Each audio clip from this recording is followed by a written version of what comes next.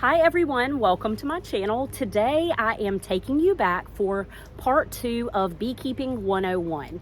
We are going to go and get in the beehives with Lou today, and I am excited to show you all about what I learned. It is fascinating. It's fascinating to see the bees work. To see how the queen is so hard to find, but she's on a mission, and we get some great video of her, and then we actually get to see the swarm move. And so that may be a sneak peek for next week's video, but we are going to go ahead and join our part 2 of Beekeeping 101. Let's look at the hive. Let's open up a hive. Okay. Let's jump in. All right. Do you want to wear a jacket? I'll do whatever you tell me to do. Depending on how close you want to get. I want to get all up in it. All right. Zip it up from the bottom first, and then you'll come around your head. So, always have a lit smoker when you're working bees. Always have a lit smoker because it chills them out, right? Yep. So what it does is it mimics a wildfire, and in a wildfire situation, the bees will, they'll suck up as much of the nectar that's in the hive as possible, so that if they need to leave, they can take it with them. Okay. So it kind of weighs them down a little bit, just like me and you. We get a little sleepy after we have a big lunch. Yeah. Kind of weighs them down a little bit. They can't fly as well, and it kind of just calms them down. I hit the noise is crazy. So keep zipping, right? Yep. You're gonna go all the way up, and then you'll put your hood on. Hopefully without a bee. Yep. I feel so legit right now. Then you'll have 2 zippers, one on each side. Come all the way around. Oh, you might light your grass on fire. Oh Lord, don't light me on fire. So what is this, pine needles? Pine straw, yep. Okay, am I zipped right? You are. You're good. Wow.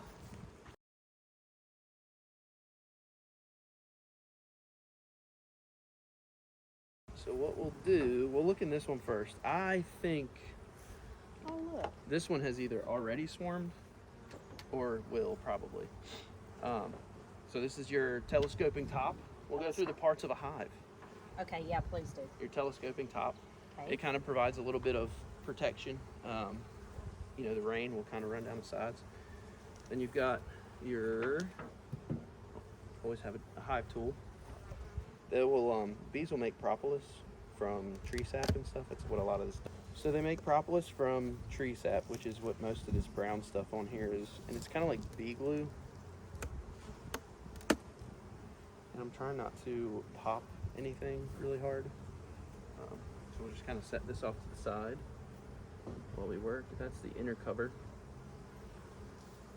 This piece of metal right here is called a queen excluder. What I'm hoping is that my queen is below that. Okay. So she can't lay eggs in our honey. Does she look a lot different than the other bees? I mean, is it she does. very easy to tell? It's easy for me to spot. Okay. We'll see if it's easy for you to spot. We'll do a little quiz. Great. So this is what we're hoping for up here is honey and worker bees. And some pollen would be fine too. Honey and worker bees, okay. So the worker bees come to the hive, they have their pollen, and then they're going to work their way all the way up here? Yep. Okay. Some people will provide them a top entrance, which I have always found that they don't generally use it that much. So I don't generally put top entrances in my hives because it just gives them another entrance to have to guard. Oh, yeah. And keep warm. Right. So unfortunately, the way that I have this camera angle, it just does not capture what I want you to see. So I am going to fast forward to when he goes through another hive and show you up close and personal the bees. And they'll clear off the top of these frames really well and just make it a lot easier to work.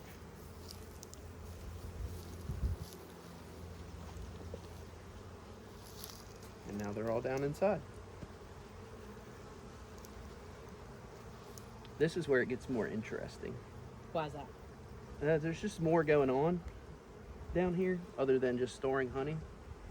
So that is a queen cell. That is a queen cell. See how they're up and straight up and down? Yeah. So this hive may have either already swarmed or will probably swarm soon. Because they're already working on the new They're making new queens. queen. They have decided. Some people will come in here and cut these out and try to prevent them from swarming. They've made up their mind that they're going to swarm. There's not much you can do to stop it. Okay. So That's because they're ladies, right? yeah. Once they've made up their mind, there ain't no stopping. Okay, so all of this, like this right here, is that a queen cell that they're working on? No, or? that's just comb that's been built out in a okay. weird spot. If there's more than 5/8 of Wow. an inch of space, they will build honeycomb in. There's another queen cell that they're starting on. You can tell because it's pointing straight up and down versus all these other ones that are pointing out. So this is all brood right here.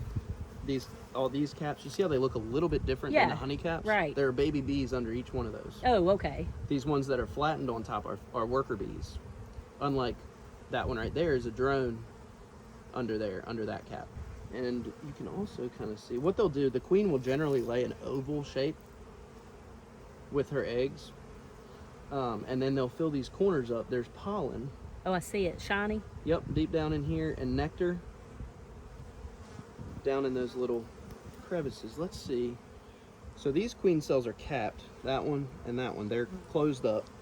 So they've got queens growing inside of them. So this great big peanut looking thing is... That's the perfect way to describe it. It looks Okay. just like a peanut. I just put that empty box on like 4 or 5 days ago. So Okay. before that, they were really limited on space.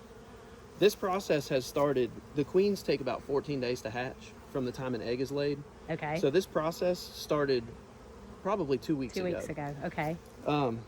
And that's what I meant earlier about, like, there are some signs. If you come in here and you see a bunch of this going on, they're probably going to swarm. Yeah. If you come in And when, here, like when? How long? In a couple of days or like... they may have already done that. Once they start capping the queen cells, like we saw on this side, Yeah. with that one and that one, at that point, they can swarm at any point. Okay. If you come in here and you see, like, this one right here actually is a pretty good, Yeah, I see in it. there's like some white Yeah. down in there, so there's a larva in there. Oh. And they feed something called royal jelly. Yes. Will you step just slightly to the side? Are they getting... You got a traffic jam behind you. Starting to fill that with honey too. Y'all can go on and chill out. Yeah, look at that one. That's See. full. As long as they've got brood, they're usually in pretty good shape. If they don't have brood, they can get kind of jumpy. But when they don't have a queen, they're usually like real mad. Really? Yeah. This is actually an old medicated strip. For the mites? Yep. I use formic acid usually to treat with, which is like a fumigant for the mites. So how do you know that you're having mites? So this board right here can give you a little bit of a clue. All of the debris that kind of falls through the screen at the bottom, kind of collect on here, and I'll clean these out monthly or every other month or so. But most of this is just wax from the bees that hatch. There's some bright orange pollen there. The mites are really, really tiny. My general rule of thumb is, like, if you don't see mites, you're not checking appropriately. What you do is you do an alcohol wash. You take roughly 300 bees, which is like half a cup of bees, and you put them in that is a hive beetle larva. Oh, look at that. A pest. They will slime a hive. But usually the bees, if their hive is strong enough, they do a good job of keeping them at bay. And wax moths are another menace for beehives. But you put 300 bees in a cup with some rubbing alcohol, and it kills the bees, but it will make the mites drop off of them. Oh, they attach to the bees. They do. And that's what the problem is. Yes. What do they do? Like eat them? They do, and they can carry the biggest problem is their disease vectors. Oh. They carry, kind of like rats to us, are gross because they can make us sick. The mites can make bees sick. Really what starts the destruction of a hive. There we go. There you go. There's it. Nice. Yep. That's phenomenal. So yeah, my understanding is that's how they measure. So this is hive number 2. On the queen search. We're gonna find one. They're starting to fill that with honey too. And the dirty from their feet. Yep. And from brood being raised in here. Little baby bees. Yep. Yeah, so they're filling that up with nectar too. I will be really disappointed if we don't get to see a queen today. We'll just have to do it again. See how they're jumping at me as soon as I come down to them? These guys are a little more on edge than the first hive. This is the edgy hive. Yeah. Each one has a different personality. I'm much more likely to get stung from this hive than the other one. Think so? Yeah, a single bee jumped off a frame like that on that last hive we were in.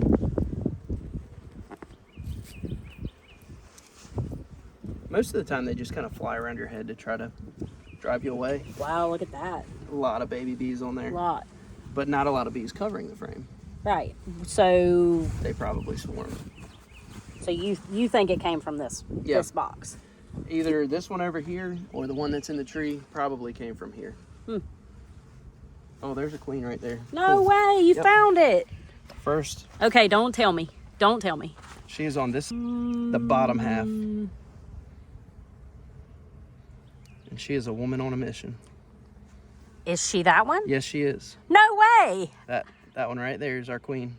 How? Oh, I see. Because her, I gotta zoom in on her. And her legs are kind of more of a tan color. Will you point at her? Can you? Right there. Just on a mission trying to find an empty hole to lay an egg in. Look at that. That is all she does. Queen bees can lay up to 2,000 eggs a day. Let me look at her closer.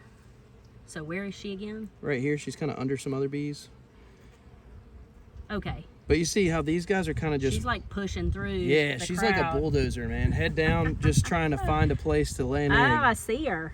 That's it. Wow. Queen has to lay a bunch of eggs. She's got to keep... If she wants to keep her job and not get overthrown... Oh, that's right, because they can make the decision to... Right. We're done with you. Then she's got to do a good job of laying eggs. What is it that makes them mad at her? When she doesn't lay her eggs? Yeah, if she starts to basically age out, there she is again, right in the middle. If she starts to age out, she will start to only lay drone eggs because she has run through all of the sperm that she has stored up from her original mating flight. She's not going to go on another one. So once she starts laying a bunch of unfertilized eggs, that's usually a good sign that you've got an old queen. Okay. Or a poorly mated queen. But like all of this right here is all worker bee drone or worker bee brood. So all of that. So she's doing a good job. Oh, she's crushing it. And if there's really no drone. Do you see any? Nope. Oh, there's one. Yeah, just a couple. 2. So if I've got 6 or 7 frames that look like this in this bottom box, Yeah. this is a great hive. And I am not at all concerned about the fact. But you see, Look at that one. Look at it.